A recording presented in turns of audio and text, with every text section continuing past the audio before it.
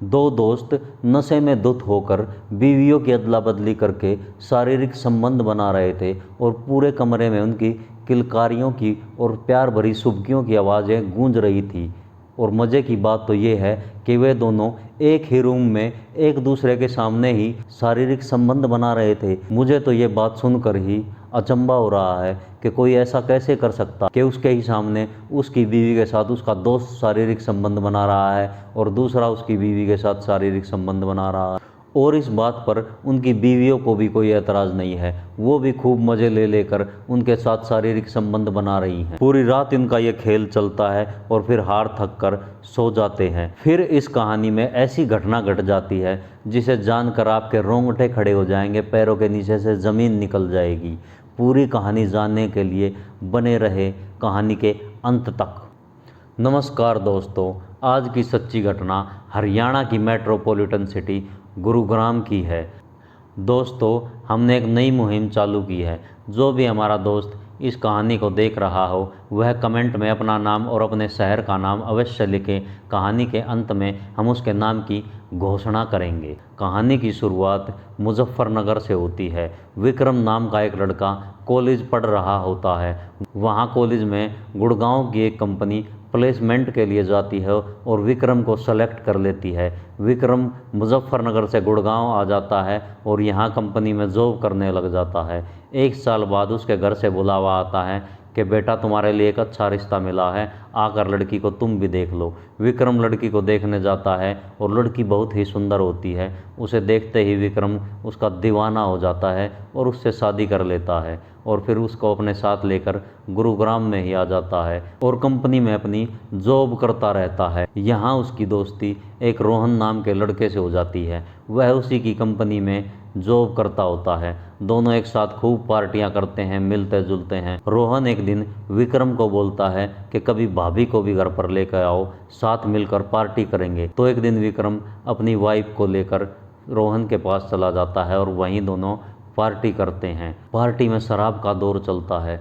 चारों मिलकर खूब शराब पीते हैं। फिर उन दोनों की पत्नियां उठकर बेडरूम की तरफ चली जाती हैं और उन दोनों को इशारा करते हुए जाती है और दोनों जाकर एक दूसरे की पत्नी को पकड़ लेते हैं और उनके कपड़े उतारने शुरू कर देते हैं और एक ही बेड पर नग्न होकर एक दूसरे के सामने ही शारीरिक संबंध बनाने शुरू कर देते हैं। और उन दोनों की पत्नियां भी इस खेल का हिस्सा होती हैं। वे दोनों भी मज़े ले लेकर खूब उनसे शारीरिक संबंध बना रही थी। कभी वो उसकी बीवी के साथ, कभी वो उसकी बीवी के साथ, कभी बीवी ऊपर, कभी आदमी नीचे। यह खेल पूरी रात ऐसे ही चलता रहता है और चारों हार थक कर वहीं नंगे के नंगे सो जाते हैं। सुबह उठकर जब वह एक दूसरे को देखते हैं तो उन्हें कोई रिग्रेट फील नहीं होता।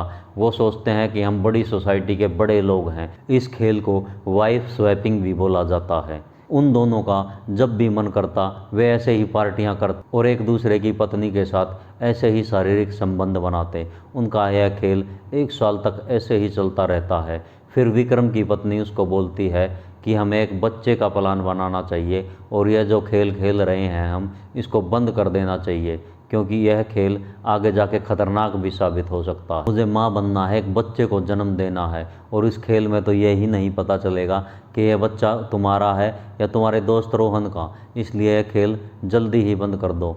विक्रम के भी यह बात समझ में आ जाती है और विक्रम अपनी पत्नी की बात मान लेता है। जब भी रोहन उसको फ़ोन करता वह रोहन से कटा कटा सा रहने लग जाता। कई बार रोहन पार्टी करने के लिए बोलता तो विक्रम कुछ न कुछ बहाना बनाकर उसे टाल देता। एक दिन रोहन ने काफ़ी ज़ोर ज़बरदस्ती करी और बोला कि भाई तुझे आना ही पड़ेगा, तुझे मेरी कसम। लेकिन विक्रम वहाँ अकेला ही चला जाता है और वो अपनी पत्नी को साथ लेकर नहीं जाता।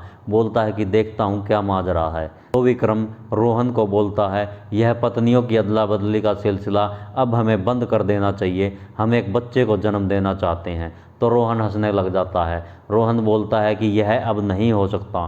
तो विक्रम उसकी तरफ आश्चर्य से देखता है, क्यों भाई, क्यों नहीं हो सकता? तो रोहन उसको बोलता है कि मैंने तुम्हारी एक ब्लू फिल्म बना रखी है। रोहन विक्रम को अपने फ़ोन में एक फ़िल्म दिखाता है। उस फिल्म में रोहन विक्रम की पत्नी के साथ ताबड़तोड़ तरीके से शारीरिक संबंध बना रहा है और उसकी पत्नी चीख चिल्ला रही है। तो विक्रम बोलता है ये सब ठीक नहीं है, तुम इस वीडियो को डिलीट कर दो और ये वीडियो तुमने क्यों बनाई है, मैं अब इस खेल का हिस्सा नहीं हूँ। तो रोहन हंसने लग जाता है और बोलता है ज़्यादा बकवास करी तो मैं इस वीडियो को वायरल कर दूंगा और तुम कहीं मुंह दिखाने लायक नहीं रहोगे। विक्रम उससे काफ़ी रिक्वेस्ट करता है, हाथ पैर जोड़ता है, लेकिन रोहन नहीं मानता।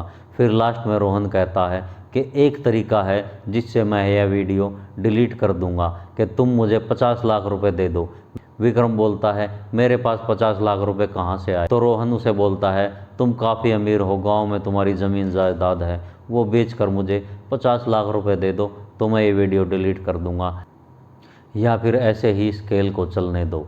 विक्रम घर चला जाता है और अपनी पत्नी को सारी कहानी बताता है। तो उसकी पत्नी बोलती है कि मैं तो पहले ही कह रही थी कि यह काम गलत है, लेकिन तुम ही नहीं माने, तुम्हें ही हाई प्रोफाइल सोसाइटी का हिस्सा बनना था, देखो तुम्हारा दोस्त कैसा निकला।